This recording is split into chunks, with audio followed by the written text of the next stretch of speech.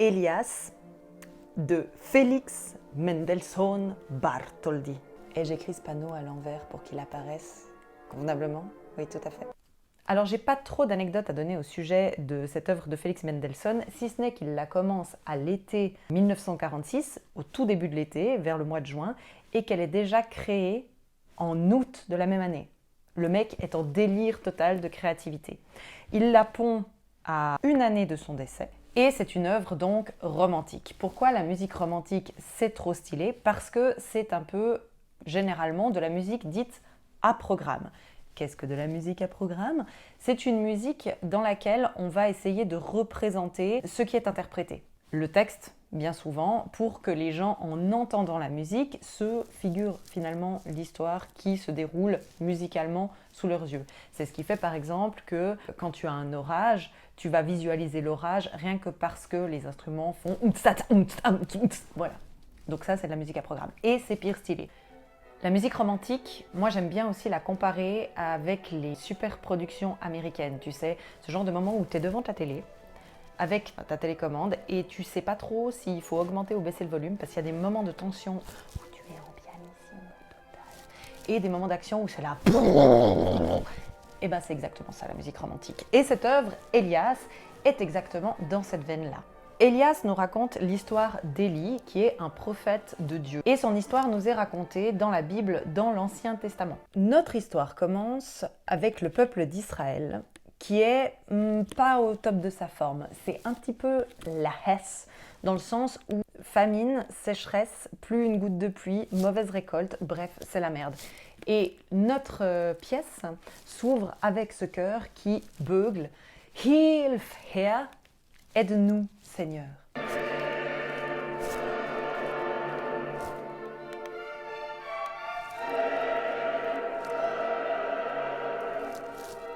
Le peuple va donc implorer son Seigneur en disant « Seigneur, écoute notre prière ». C'est ce qu'on entend là.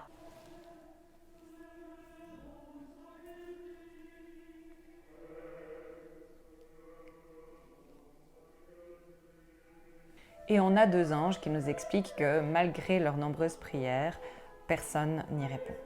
Élie, dans ses pérégrinations, va rencontrer une mère éplorée. Elle vient de perdre son fils, qui était très malade et qui est mort. Et elle commence à lui dire « Ce que tu vois ici, c'est la misère, je viens de perdre mon fils, je suis au fond du bac. » Comme Élie se présente comme le prophète d'un Dieu qui serait juste, elle lui dit « Si ton Dieu il est vraiment juste, eh ben qu'il vienne sauver mon fils. » Du coup, Élie parvient, grâce à l'intercession de Dieu, à redonner vie à l'enfant. La maman est trop contente, youpia, youpillé, tu es bien un homme de Dieu. Et le chœur chante un air hyper propagandesque pour dire « Le Seigneur est si bon, le Seigneur est si généreux, le Seigneur est si juste. »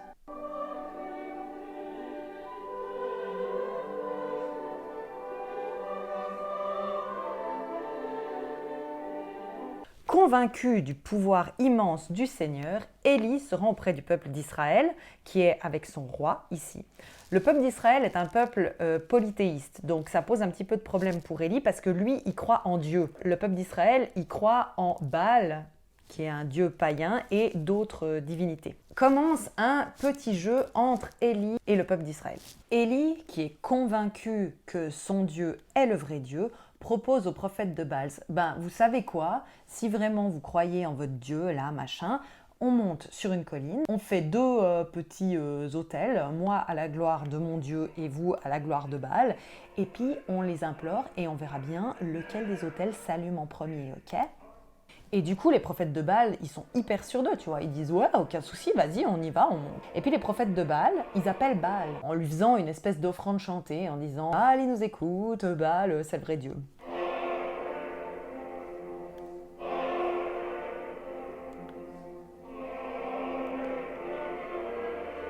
Et c'est un peu le moment où tu sens que c'est du romantisme allemand. Sauf que ce qui se passe, c'est que leur autel, il s'allume pas des masses.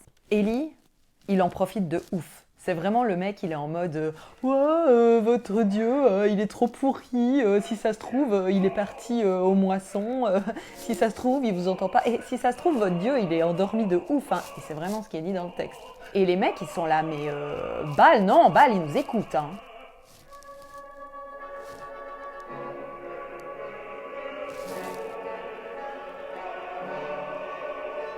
Et ils lui disent, mais réveille-toi, Baal, vas-y, fais-nous pas ce coup-là, là, réveille-toi, wache auf, pourquoi tu dors?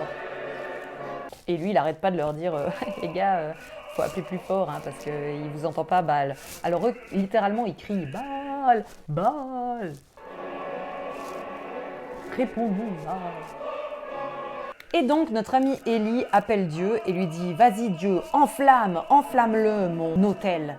Et là, les flammes, d'un coup, elles montent comme ça. Et t'entends le cœur qui fait le crépitement des flammes comme ça, et des flamèches, ça fait des flammes. Et le mec est hyper content, bien sûr.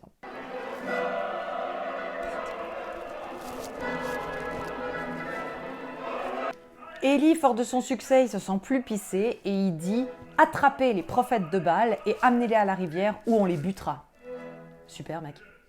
Et bien sûr, le peuple, en gros bouffon de mouton qu'il est, va dire « Ouais, carrément, vas-y, on va buter les prophètes de Baal, trop bien !» Élie se met ensuite en tête d'aider le peuple d'Israël en demandant à Dieu d'intervenir pour lui amener la pluie. Il envoie un petit gamin sur la montagne et puis il lui dit « Pendant que moi j'implore Dieu d'amener la pluie, est-ce que tu peux regarder et puis me dire si tu vois arriver des nuages quoi ?» Et le gamin à plusieurs reprises lui répond « Bah non, je vois rien. » Jusqu'à ce qu'à un moment donné, l'enfant lui dise « Ah ouais, je vois une espèce de petit nuage là au fond, pas plus grand que la main d'un homme, puis il grossit, et puis en fait l'orage arrive et du coup... Grand est le Seigneur, car les récoltes sont sauvées. Après, Élie, qui est décidément un gros thug, va s'embrouiller avec la reine cananéenne. Celle-ci est une prophétesse de Baal, en tout cas elle loue le dieu Baal, et Élie se permet trop d'arriver et de lui dire « Ouais, tu suis trop pas le bon dieu, en fait il faut vraiment changer de divinité, c'est n'importe quoi. » Et elle est là « Non mais attendez, vous avez entendu comme il me cause ? Vous avez entendu comme il a parlé à votre reine? Vous avez entendu ce qu'il vient de me dire, le mec? » Et le cœur, on est là. Ouais, trop, ça se fait trop pas, franchement. Ouais, on a entendu tout.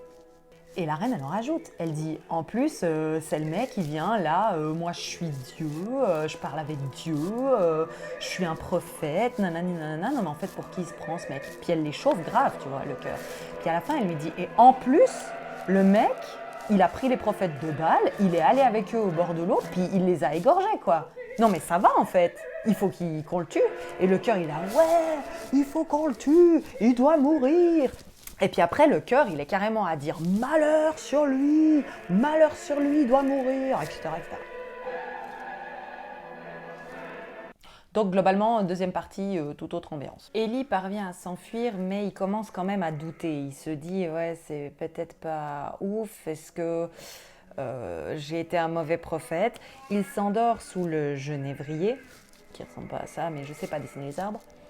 Et tout à ses interrogations, il part dans ses rêves.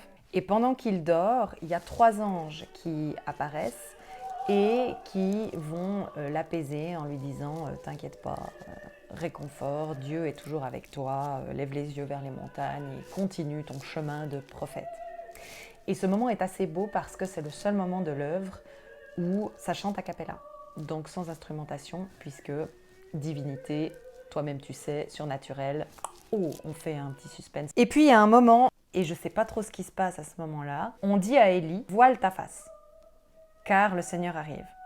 Et il y a une espèce d'orage qui éclate, où là le cœur interprète vraiment l'orage à la romantique, c'est-à-dire on entend le vent qui fait... On entend la mer qui... On entend le craquellement comme ça des branches dans la tempête. Et on dit quand même le cœur, mais le Seigneur n'était pas dans le vent tempétueux. Donc j'ai aucune idée de ce qui se passe, mais c'est pire stylé. Donc on chante cette œuvre le week-end du 1er et du 2 avril. Si tu veux venir à Saint-Maurice, ce sera le 1er avril à 20h au Martelet. Je te laisse la billetterie en barre de description. Et si tu ne peux pas venir ce samedi, je t'encourage à venir dimanche. On sera au Sentier, dans la vallée de Joux. Au Martelet, tu seras mieux assis. N'hésite pas à venir nous rendre visite. Maintenant, tu connais plus ou moins les grands enjeux de l'œuvre. Et puis, si tu viens, ça m'intéresserait beaucoup de savoir à la sortie si tu as reconnu les passages que j'ai brièvement décrits dans cette vidéo. Voilà, je te souhaite un tout bon week-end. Prends soin de toi. À très bientôt. Merci beaucoup.